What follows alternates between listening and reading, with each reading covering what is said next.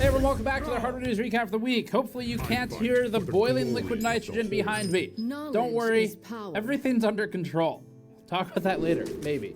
NVIDIA, responding to criticisms that we published of its approach to PresentMon. Those were in our DLSS4 and MFG video. Additionally, we'll be talking about, in as neutered a way as possible, some of the tariffs discussion that are affecting the hardware industry, potentially AMD to launch its 9000 series GPUs in, it sounds like March, from what the current expectation is. Additionally, AMD beating Intel in data center for the first time in its new earnings report. Some Google news, and we'll be going over Asus's Q-Release Slim issue with its motherboards, which has been in the news lately for scratching video cards on removal of the card. Let's get into it. Before that, this video is brought to you by Lian Li and the O11D Evo RGB case. The O11D Evo RGB is an updated entry to the famed O11 lineup, retaining heavy support for fan mounts, drive mount locations, and flexibility on component mounting, such as 2 options for the power supply. The O11D Evo RGB's dual chamber approach aims to maximize cable storage on the backside to streamline cable management, coupling this with a unique vertical GPU mount to showcase the most expensive part in most systems. Learn more at the link in the description below. All right, first news item, NVIDIA responding to some of our PresentMon comments in the DLSS and MFG video. MFG is multi-frame generation, it's the thing that makes the frame number bigger. We talked about that in a full video. It was actually a really fun and interesting topic. Patrick did the research driving a lot of that. There was a section in it, though, where we spent some time on PresentMon. This is something that I personally care a lot about. So PresentMon is a measurement utility that's open source. It is developed by a lot of different groups, but Intel sort of drives the development. AMD is a part of that now and participates with Intel. Microsoft is part of it, and it's, again, totally open source. So it's something that can be validated publicly, which is really important for measurement utilities when any of the first parties are involved in it, but they also kind of have to be involved in it for reasons we'll talk about in a second. So PresentMon is so good that other tools that most people know, like RTSS, Hardware Info, CapFrameX, these all use or wrap PresentMon in some capacity, and it serves as the core for them. So even if you don't use PresentMon itself, if you're an enthusiast and you use something like Hardware Info, you are using PresentMon just because it's part of it now. So really important utility. Now, one of the things we expressed concern about is that NVIDIA's frame generation is sort of in this unique position where in order to measure it accurately, really one of the best ways to do it right now, unfortunately, is by using FrameView. FrameView is an NVIDIA utility. FrameView wraps an ancient version of PresentMon and then has modified it without recontributing those modifications to the code base that's open sourced. And so it's all basically a black box. There's no idea really what we're doing internally. It's a first-party software utility built by a hardware manufacturer that's closed off with no ability to inspect it externally, and you have to use it to measure the performance of that manufacturer's product. You can see why this would be a concern to a reviewer. So that's kind of the backstory. We talked about that for several minutes in the other video if you're curious, but NVIDIA emailed us a follow-up, and after we published the video, it sent us this, quote, "Had a good watch of the DLSS4 testing video and appreciate you guys taking the time to test it. Wanted to address the discussion from the start of the video. We think PresentMon is a great tool and are actively discussing with Intel how we can better contribute to it." We'll come back to the rest of the quote in a second, but on the PresentMon thing first, so NVIDIA is already using that ancient version of PresentMon as part of its FrameView tool. So they're already familiar with it. We contacted Intel's Tom Peterson, who used to be NVIDIA's Tom Peterson. He confirmed that following our video, NVIDIA has reopened communication and they might be participating in PresentMon. Hopefully that actually comes to fruition. Sounds like it will. And the reason we as reviewers care so much about this really is pretty simple. It comes back to the same thing, which is that only the hardware manufacturers have the level of access and knowledge required to fully tap into what's happening behind the scenes. And they have the relationship with Microsoft that's required for Windows testing especially, where they can work with Microsoft to implement these event monitoring sort of markers at an OS level, get really accurate data, and show us what's truly happening behind the scenes with what's ultimately presented to the screen, whether that's through present or through display or whatever. So this is an important tool, and the reality is just that an independent, fully independent software solution doesn't really exist in a way that would have all the features we want in our review process, and this one is just involved in pretty much everything else. So the obvious concern is the one we already stated, but with everyone contributing to the same set of tools, and with those tools being open source, there's this level of checks and balances that are necessary to maintain trust in the tools themselves. And so with Intel, AMD, Microsoft, and plenty of others contributing to PresentMon Core, there is a level of sort of, it's almost like a bipartisan type of situation with the software. It's an agnostic solution, and then likewise, because it's open source, the public can inspect it and look for any sort of malfeasance or wrongdoing or trying to manipulate the results, things like that. So it ticks the boxes needed for trust. Now, with NVIDIA, we're thrilled to hear that NVIDIA is now looking at contributing to PresentMon. That is awesome, and that they are looking to contributing to the open source code base in the same way that the other companies are is also great. The process is really only just beginning here, but we think this is a hugely positive move, and NVIDIA is stepping in the right direction with it. So it's a good sign. If NVIDIA is listening and actually does follow through on this, then awesome. We'll talk about that as soon as we learn more about what they're changing or updating.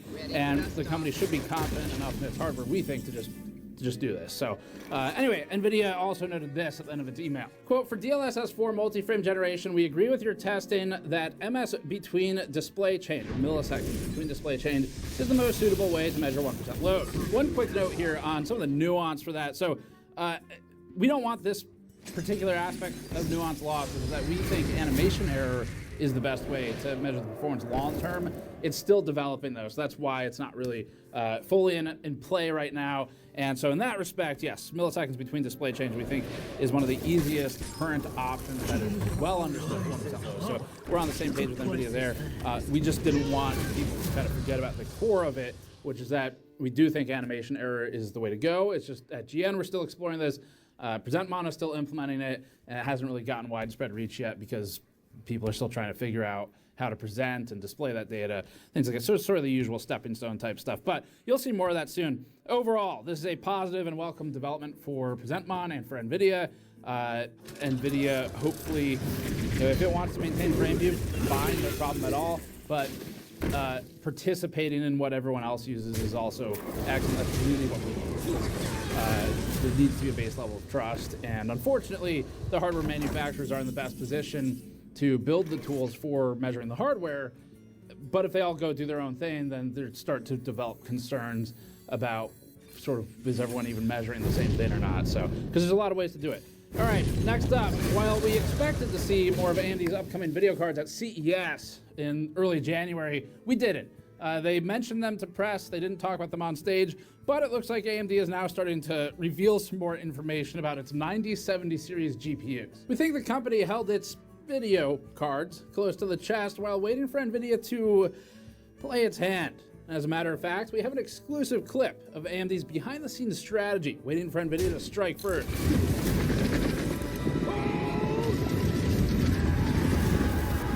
You know, Jimmy wrote 2 card puns into that meetup to a Braveheart clip. Can't say I was expecting that. I was thinking maybe like a poker movie or something, but Braveheart works. We'll take it. With NVIDIA reportedly set to lift review embargoes for its 5070 Ti GPUs on February 19th, BenchLife.info reports that AMD is planning to hold a press conference for its Radeon RX 9000 GPUs towards the end of the month. This might allow the company to steal some of NVIDIA's momentum, especially if the 5070 Ti also releases to a paper launch. AMD VP David McAfee has previously stated, and I think we reported this in a previous episode, that the company's cards will arrive next month, with the VP tweeting in January, quote, Radeon 9000 series hardware and software are looking great, and we're planning to have a wide assortment of cards available globally. Can't wait for gamers to get their hands on the cards when they go on sale in March, end quote. As we're in the middle of writing this, AMD CEO Lisa Su more recently stated in a Q4 earnings call, quote, in gaming graphics, revenue declined year over year as we accelerated channel sellout in preparation for the launch of our next-gen Radeon 9000 series GPUs. Our focus with this generation is to address the highest volume portion of the enthusiast gaming market with our new RDNA 4 architecture. RDNA 4 delivers significantly better ray tracing performance and adds support for AI-powered upscaling technology that will bring high-quality 4K gaming to mainstream players when the first Radeon 9070 series GPUs go on sale in early March, end quote. Publication Video Cards reports that the 9070 XT and 9070, based upon rumors that are currently out there, will both have 16 gigabytes of GDDR6 memory, along with a 256-bit memory bus and 20 gigabit per second memory speed. Currently, we're not expecting GDDR7 on the new AMD cards. Where the cards will allegedly differ is that the 9070 XT will have 4096 cores, this is rumored right now, versus the 9070's 3584. The publication also notes that the boost clocks on both cards will be different, with the 9070 XT featuring what it claims will be a roughly 2.97 GHz frequency compared to the 9070's 2.52 GHz boost clock. Now, although the AMD executive quotes are official, the video cards information here remains unfinalized at this time. Sometimes it's just not fully accurate, or sometimes the manufacturers will actually change it in the lead into the launch. So that could still move around. The publication generally has a good track record, but we'll see what AMD does as we run into the 9000 series launch. Next up, seemingly taking a page out of Intel's playbook, NVIDIA now has some stability concerns as reported online for its 50 series. That'll be the 5090 and 5080 Blackwell GPUs. Tom's Hardware reports that stability issues were initially thought to derive from PCIe 5.0 compatibility problems. The publication notes that other considerations involved a suggested design flaw surrounding Founders Edition cards specifically, causing, quote, PCIe signal integrity degradation, end quote. However, the issue appears to be affecting non-FE cards as well, maybe calling into question that premise, and that's in addition to 5090D, or Dragon GPUs, which are China exclusive. Another theory is that drivers are to blame for this. Elaborating on the issue, Tom's Hardware writes this, quote, several users report GPU initialization failures and black screens after installing the latest drivers from NVIDIA. In one instance, the RTX 5080 only works in PCIe 2.0 mode. A driver rollback reportedly solves most of these problems. However, a subset of users report their GPU is no longer recognized by their motherboard or Windows, making it impossible to roll back drivers. But as an aside here, in testing a card that we haven't posted a review for yet, it's a 5080, it's one of the partner models, I ran into a thing where upon reboot after switching via BIOS, it threw an error and it switched to CSM compatibility mode in BIOS. I was able to reset that back to the default off state for what we were using at the time, and then it booted, but it did seem to have that issue where it was just booting into black screen repeatedly until we messed around with that setting. So maybe that'll help someone out there. But there are also limited drivers that support the 50 series right now because it's still new, and so rollbacks are really limited in how much you can roll back.